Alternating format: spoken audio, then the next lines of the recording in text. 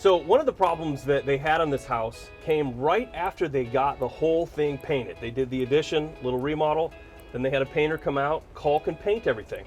Well, shortly after that, when it rained, they would get water inside the house in the windowsills. Not a little bit. It was standing water inside the house, a major amount. When they came out to troubleshoot the problem, what they found was that these weep holes that come standard in the bottom of a vinyl window, these weep holes are for draining water. You see, there's no waterproof connection between the vinyl and the glass. So water will go right down the glass inside the frame, as it's meant to.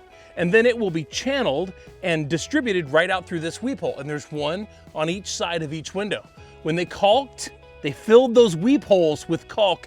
The water got stuck inside and it just bubbled right out of the frame on the inside of the house.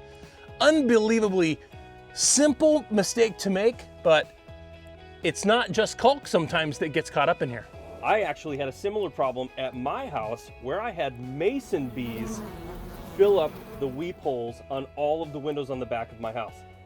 I waited for them to hatch and get out, and I cleaned it up, and I actually put little screens over so that wouldn't happen again. Weep holes, although simple, play a very important role in keeping the water from entering your house during the wintertime. Make sure you check your weep holes, or you'll be weeping.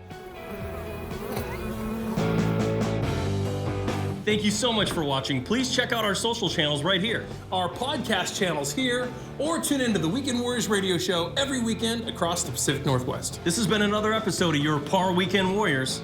We'll see you next time.